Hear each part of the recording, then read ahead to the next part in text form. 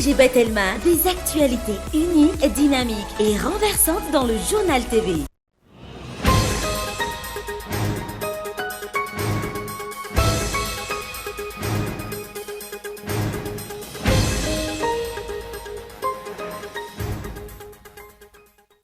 Manoloana ny fiakaran'ny vidim-piainana nanomboka ny fiandohan'ny taona 2024 ny ampin'ny fiakaran'ny viditolo miantony rehetra ho tony ny FFKM ary ifanolotanana sy ifanampy miantony mpitondra fanjakana ihany koa izy ireo hijery vahaolana mahomby alana amin'izao fantrana iainan'ny malagasy izao. Tsy ny fanarahana ary tsekena ny fampiakarana sarandalana ho 700 ariary hoy ireo mpiaro ny zony mpanjifa indrindra amin'izao ankatoky ny fanadinam-panjakana baccalauréat izao. Fifampidiniana no nampiakarana ny sarandalana ho 900 ariary teo aloha izy ireo ka tokony ho fampiresana ihany koa no atao raha misy fampiakarana indray ho lasa 700 ariary. Any ivelany ny resaka fohy momba ny Rara Jamal Khashoggi ny Prince Mohammed Ben Salman sy ny filoha Amerikanina Joe Biden nandritra ny fihaonany tao Arabia Saoudite. Nambaran'ny Prince Mohammed Ben Salman fa maro ny fahadisoan'ny États-Unis indrindra fa any Irak. Ny andinindin'ireo avy hatrany ary.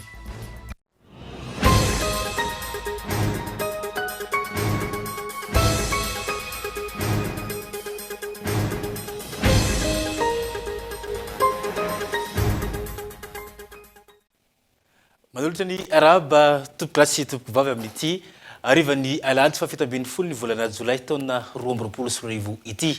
Asako ampanajana anaraka ny fotoana ny fampahalalam-baovaontsika hatramin'ny farany amboantsika izany manoloana ny fiakaran'ny vidim-piainana nanomboka tamin'ny fiandohan'ny ity taona 2024 ity ny ampiny fiakaran'ny viditsolika miantsony rehetra ho tonony teo anivon'ny FFKM ary miantso ihany koa ny fanomezan-tanana sy ny fifanampiana ho an'ny tsirairay.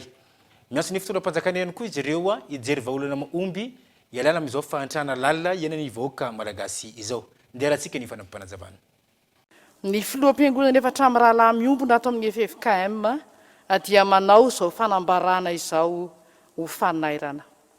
Amampaminany ny fiangonana sy araky ny baikon'i Jesosy Tompo manao hoe ampaherezonareo ny tanana amin'ny raviravy ary atanjao ny lohalika malemy. Isaia 5:7 dia mampahery anareo amin'ny anaran'ny Tompo Isaia.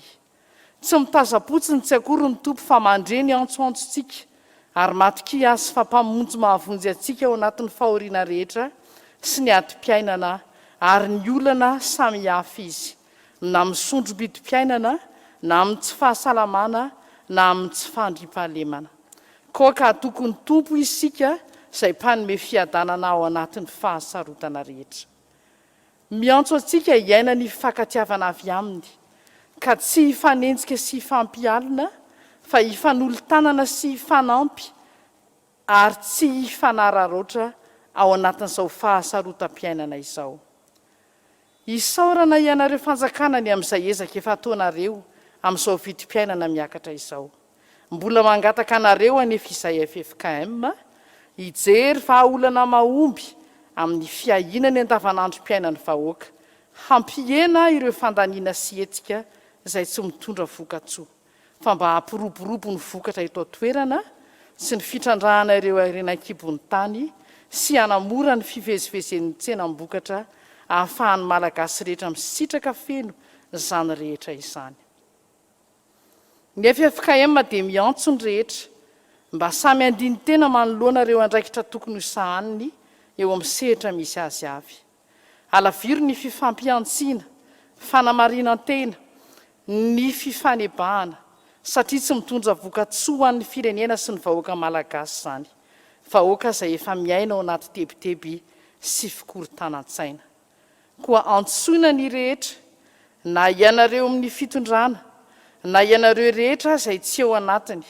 Isika vahoaka rehetra mahatsiaro ho manana andraikitra sy manan-kevitra amin'ny famahana ny olam-piainam-bahoaka mba hifanatona sy hifanolo-kevitra ary hifampiresaka ao anatin'ny fihavanana hiara-mientana ho famahana izao olam-piainana mampikaikaiky ny valalabe mandry izao ka hiara-hiezaka hikatsaka ny sohiombonana ho an'ny vahoaka malagasy. Omba sy hitahy ianareo mandrakarivany ny Tompo.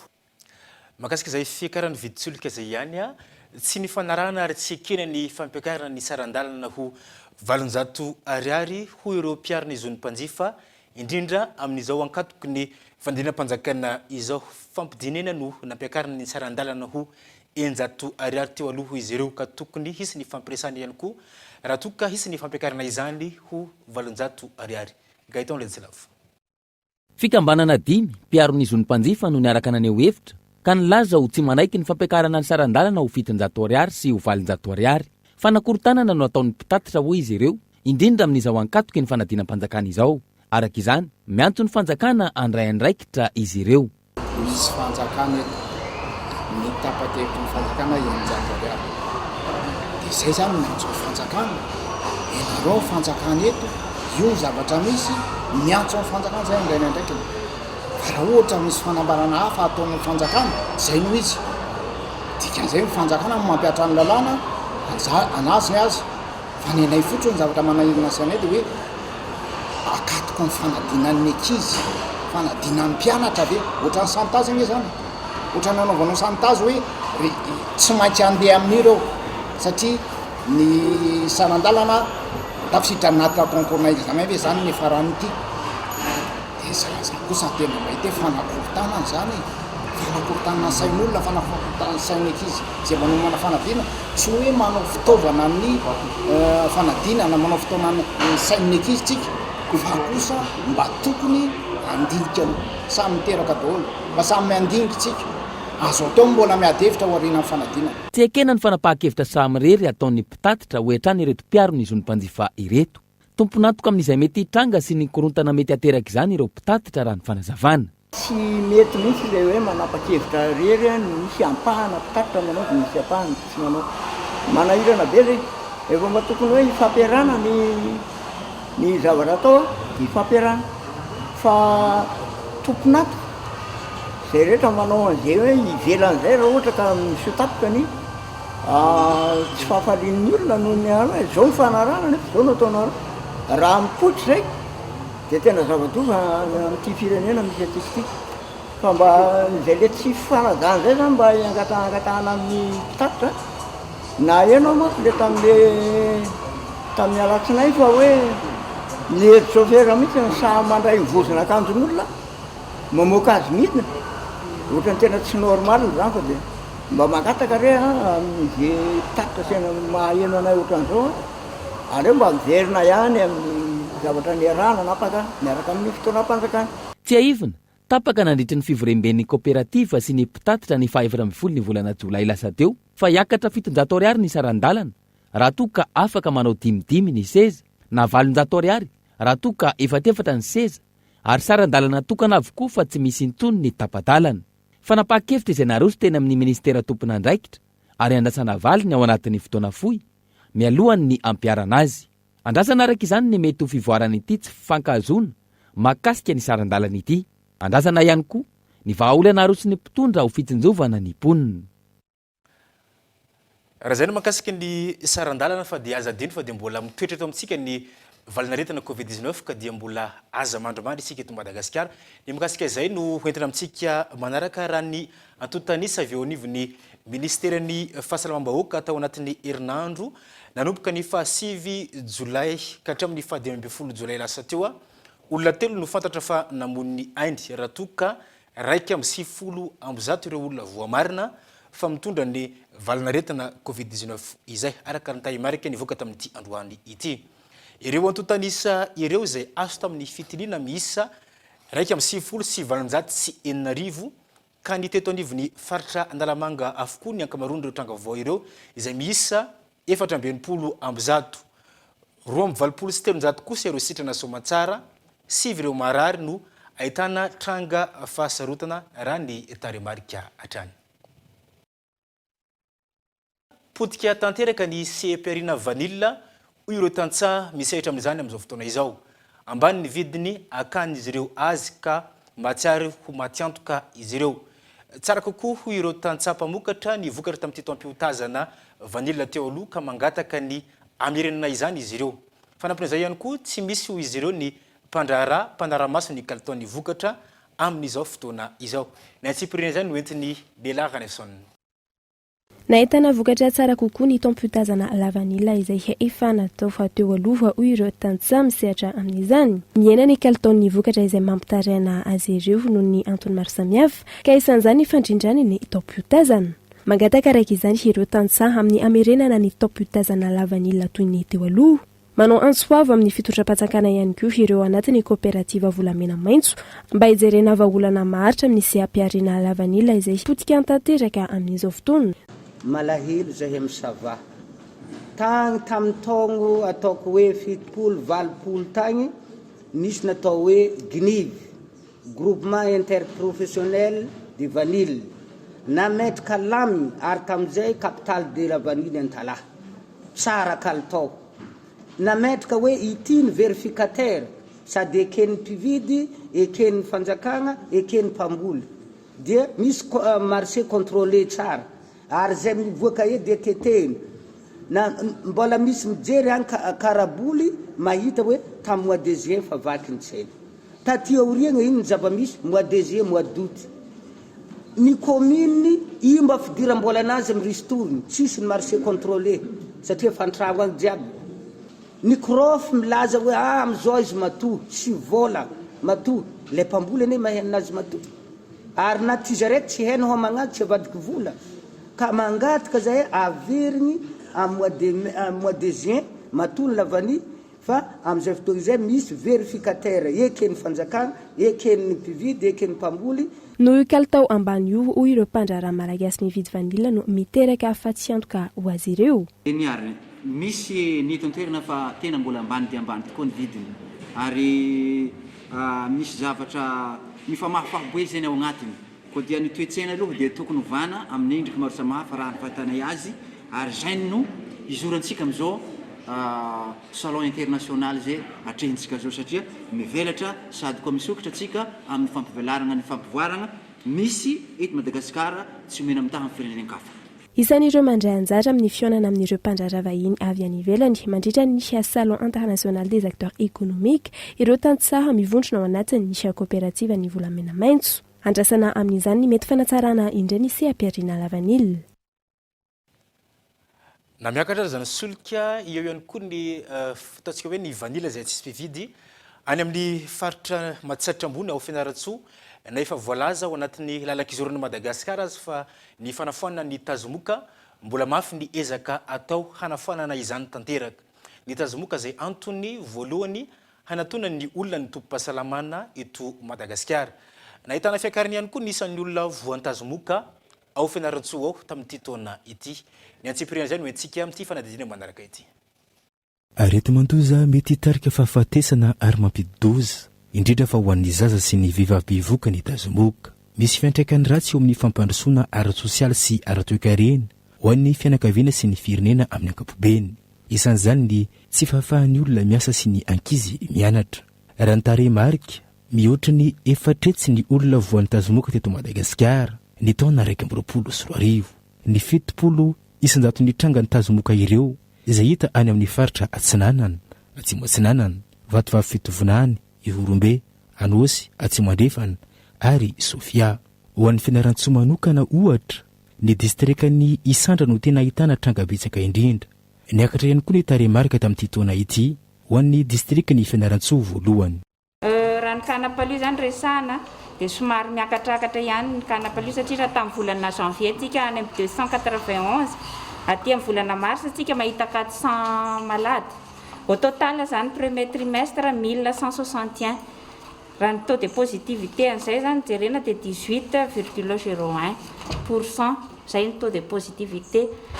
Dia io ho an'ny district amin'ny Fianaratsoa aloha zany resantsika eto fa tsy automatsiatra. Raha ny incidence zany raha eto Fianaratsoa ny resana dia amin'ny 1,2% eo zany ny incidence ny palu.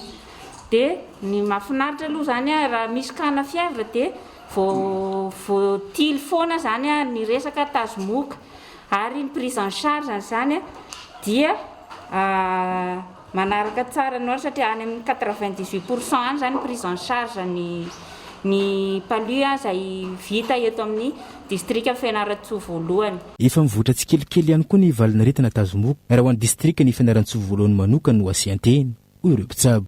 Mahakasika an'ilay cas autochtone dia olona anankiray izay tsisy déplacement mihitsy tao anatin'ny ray volana dia izay nanaovantsika hoe cas autochtone izy.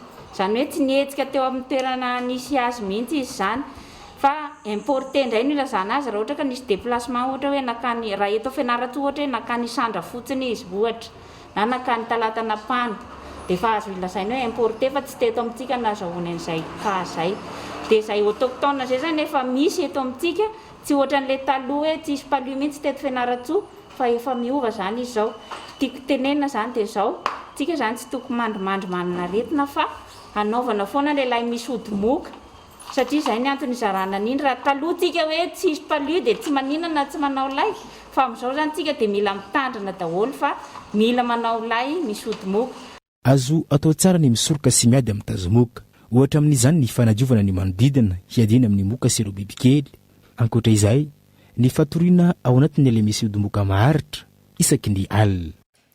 Izany ny tapany voalohany teto anivy ny fampahalalam-baovao isento vetivetsika ato anatin'ny reto doka varotra ireo tery avy eo indray ary.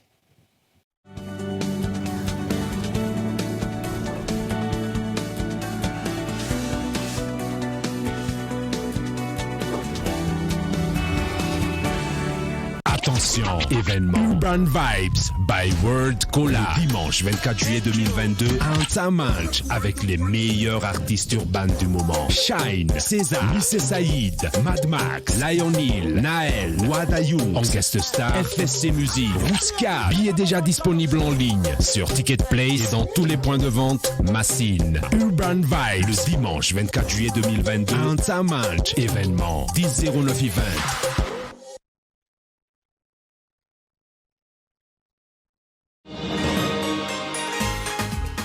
C'est un travail très difficile d'attraper les bébés qui bougent et de changer leur couche en même temps. Avec la couche culotte Molfix, changer les couches est maintenant très facile. Je la déchire et l'enlève là où je l'attrape. Je remonte la nouvelle en un instant. J'emballe la couche et la jette.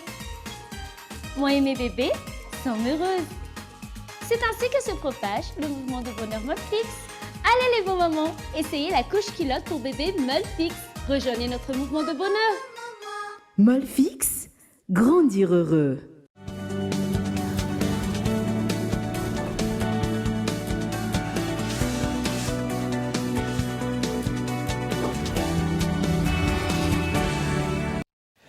Tsika dia tafaverina eto anivon'ny fampahalalam-baovao ato anatin'ny tapany faharoa dia mbola saina mpanajana hanaraka izany hatramin'ny farany.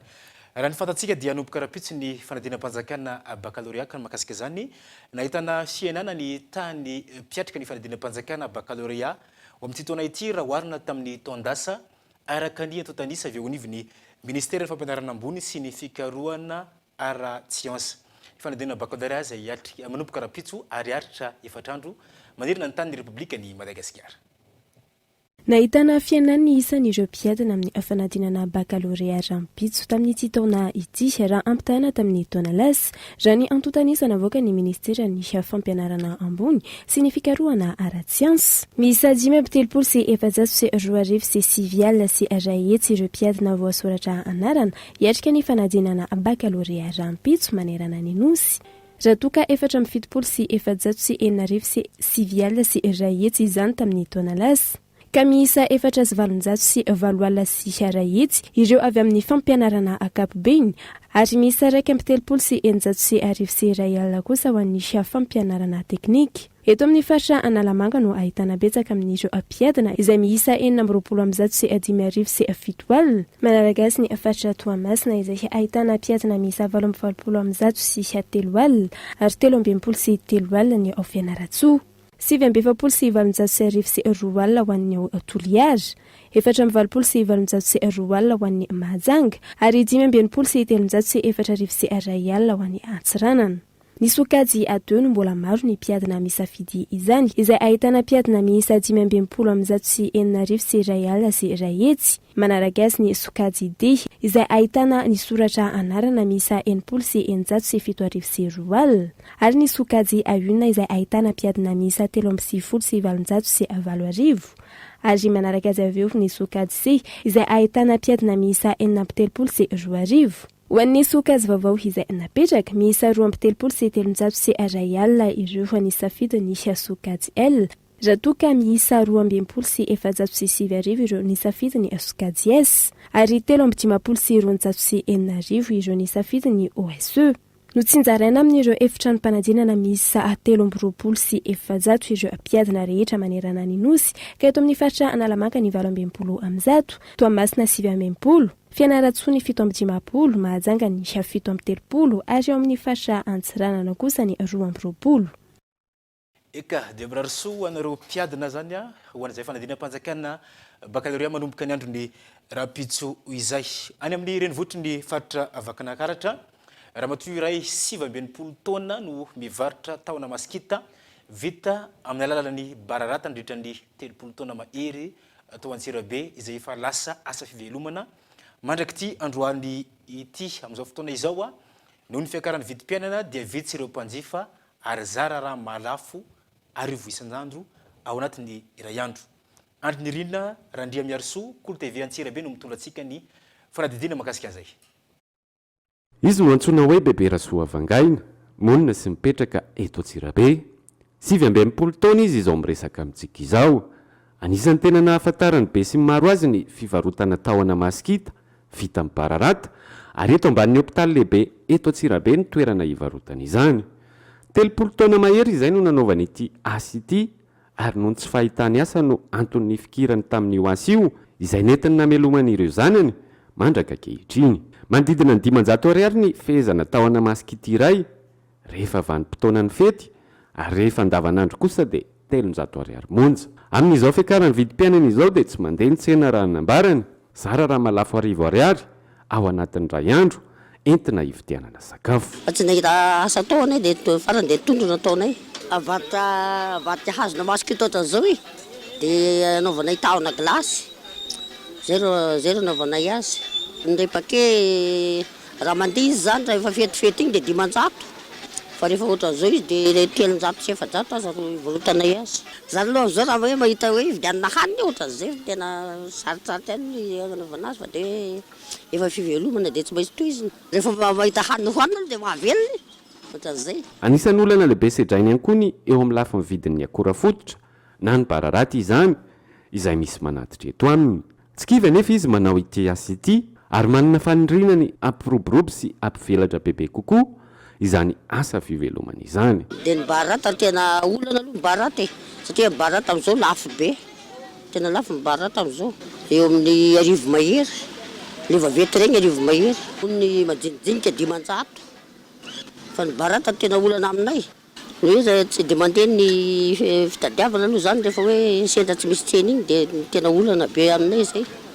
Teko aloha dia mbo hoe iroborobo ny orinasa kely toy. Nefa raha misy vola ampiasana dia mbo ampiroborobo azy fa ilay bararata tena olana satria tsy magnana vola betsaka ampiasana. Dia amin'ilay resaka akora zany olana kely aminay izay. Araka izany dia 30 taona mahery izay no nanaovan'ny bebe Rasoa Vangaina ity asa fivarotana tahona masikita ity ary tsy misy asa ratsy izany hoy izy fa rehefa tsy mangalatra sy tsy manao ratsy ianao dia velona eny foana raha ny nambarany. Raha viany Antsirabe sika teo ho an'ny toliara vetivety indray amin'ity vaovao manaraka ity. 9 Jolay anjatony mirongo fitaovam-piadiana no nandrobany toerana fiompiana zangana concombre de mer an'ireo vondron'olona ao Andrevo Ba ao Toliara ka anaovan'izy ireo antso ny mahakasika zay ho an'ny tompon'andraikitra Mahefa. Fanadina entiny Natasara Kotomamotsy Bonhomme Élysée, Kolo TV FM ny Toliara.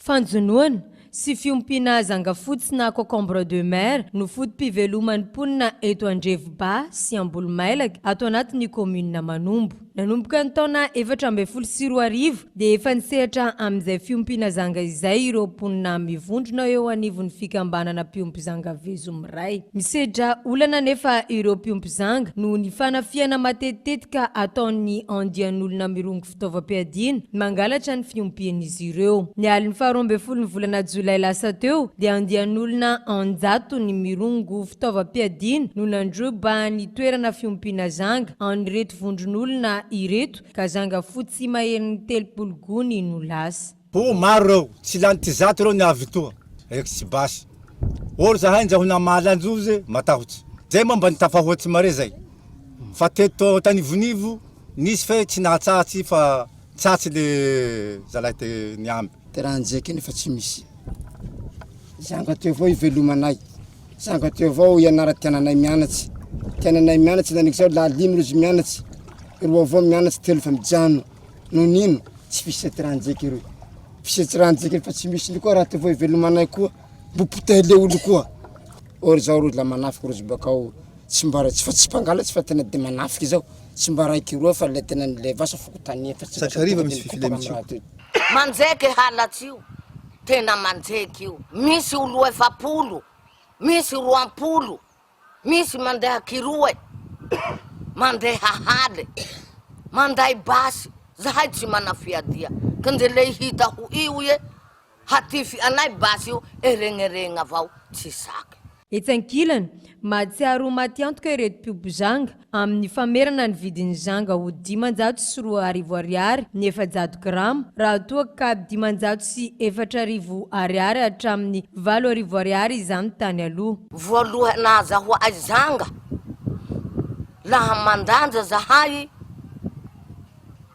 lakoro raiky tokatrano raiky mba manjamby 10 hetse tena nahaomby anay tokoa nahavelo tianay kanja tianay nianatsy ny afaky CP afaky BPC afaky baka vidy zanga ay koa inaniky zao latsaky 2 sy 500 mba himpola mivily taloha 4 la ny halatsy raha tia piri koa fa 2 sy 500 ana ireo naniky zao fa maro gny tsy mianatsy. Manao antsoava amin'ny tompon'andraikitra maefa izy ireo ijery akaiky izao fahavoazan'izy ireo izao. Ka zahay zany zao mana fitarahina amin'ireo manam-pahefa mba ampiaonareo zahay mahakasiky miaramila no zandarima zay mba hiarona anay amin'ny fanananay toy. Ka mangataka aminareo manam-pahefa amizay mba le piri zany mety haomby avao amin'ny tito vality teo amin'ny titaloha. Afapo zahay amizay. Oro zahay nanzao vonon'olo amin'ny raha toetoy avao. Isan'ny sehatra iray miantoka ny fahavitantena ara-tsakafon'ny mponina ato amin'ny faritra Antsimondrevana manoloana ny tsy fahampian'ny hazan-dranomasina ny fampiroboroboana ny fiompiana zanga ka miandrandra fandraisana andraikitra avy amin'ny tompon'andraikitra Isa-Tsokajiny izy ireo. Maromaro ty raha manjeky zao fa makasika ny any faritra Atsimon'ny Nosiny kosa vola 2 ariary sy omby misa 4 no nampandovana ny dina miray ao Ambosary sy sampona ilay voaroaroy ho naka ankeriny le zazavariry tao sampona ny fafito ny volana Jolay lasa teo ary tratra tamin'ny 17 Jolay. Nanaiky ny handoy udiny ny iray tamin'ireo olona tratra ny telo ambony kosa tsy nanaiky ny andoy izany. Gaetan Retselavo. Araky ny lalàna mifehy ny dina miray ao anatin'ny faritra Anosy, voasazy omby 13 ireo olona tratra ambody omby ka tafiditra ao anatin'izany ny alatra zazavariry. Raha 4 ny olona tratra tamin'ny fakana ilay zazavariry atao sampona, ny ray amin'izy ireo ihany nanaiky nandony sazy, ny olona 3 ambiny, ny ziriziry tsy andohonitra, ny ray tamin'izy ireo, izay nanamafy fampiasan'ny fitsarana ny rainy, ka tsy hanaiky ny dina izay najoro ao amin'ny faritra Anosy. Nosazina andohomby 4 sy vola 2 ariary ilay nanaiky andony dina. Izy ihany koa ny antoka ny sakafo ho an'ireo fokon'olona nanao ny kabary ny dina sy nampandoavina vary 9 gony sy omby ray hafa. Vitana natsoratra kabary dina miray mikasika ny varira toy ny kabary maly araky ny fankataovan'ny voapanga momba ny Andriamatoa Mara Jean-Claude zay ny ray sy ny ray aman-dreny ny antanana Andriamatoa Zana Justin fa amin'ny alatsinainy 9 ny volana Jolay 2024 no hanolorana ny anjara pisazy omby 4 sy vola roa hetsy ariary zany dia fanapahan-kevitry ny dimy amy ray roa tonta Amboasary Atsimo sy Sampona zay natrehy ny sefokotany tanàmbaeko sy ny ben'ny tanàna roa tonta Amboasary sy Sampona manan-kery ty fitanana tsoratra ity ary iarahanay manao sonia eto ambany. Raha tsy hiviny ny fafito ny volana jolay lasa teo nisy nakankeriny tao an-tranon'ny ray aman-dreny ny zazalavarira vao ray taona sy 9 volana antsoina hoe maka tsitoery ao amin'ny komuna Sampona distrika ny Amboasary Atsimo. Ny 17 ny volana jolay tokony ho tamin'ny ray ora tolakandro tratra tao amin'ny fokotany Marokily ao anatin'ny komuna Beanatara distrika ny Ambovimbeandro ilay zazavarira niaraka tamina renim-pianakaviana iray izay nolazain'ireo namany tratra tao Ambovimbe ho nitondra ilay zaza. Vavao any ivelany ny resaka fohy momba ny raharaha Jamal Khashoggi ny Prince Mohammed Ben Salman sy ny filoha Amerikana Joe Biden nandritra ny fihaonana tany Arabie Saoudite. Nambarany Prince Mohammed Ben Salman fa maro ny fahadisoan'ny États-Unis indrindra fa any Irak. Fanadidiny eo amin'ny sariny France 24. Nanantanteraka fihaonana tamin'ny filoha Amerikana avokoa ireo ampitarika amin'ny firenena Arabo. Ka ny Prince Mohammed Ben Salman na 70 taona no anitarika ny fihaonana. Nambara ny filoha Amerikana tamin'izany fa tsapany mahazava-dehibe ny afifandraisan'ny firenena Amerikana sy ny firenena Arabo. Ka nandritra izao fihaonana izao indrindra no fa ny fampiresahan'ny filoha Amerikana tamin'ireo firenena Arabo amin'ny mba ampidina ny vidin'ny solika amin'izao. Fifampiresahana izay nataony amin'izao fisasahan'ny fitondrany izao. Nilaza i Arabie Saoudite fa tsy mila fanazavana fanampiny intsony amin'ny nafaty mpanao gazety pitsikera Jamal Khashoggi intsony izy ireo raha anikasa iresaka ny raharaha ny filoha Amerikana Joe Biden. Saingy nambaran'izy ireo fa manana fahadisony i Washington indrindra tao Irak. Nilaza ny filoha Joe Biden fa te hampiroborobo ny fomba fijery vaovao ho an'ny Moyen-Orient izay mifototra amin'ny fifanankalozan-kevitra sy fiaraha-miasa ara-toekarena sy ara-tafika. Farany ndray tompoka lasy tompoka vavy ny fotoana ny fampalalamba vao tamin'ity alina ity. Mikasitraka ianao tena tokantrano nanaraka izany hatramin'ny farany. Mirary herinandro mahafinaritra ho antsika ka ny teny hoentsika amakivaky indray ity herinandro vaovao ity dia ny hoe ny soa atao levenam-bolo fa ny ratsy atao loza miantony. Samito Andriamanitra tsika davily matompoko.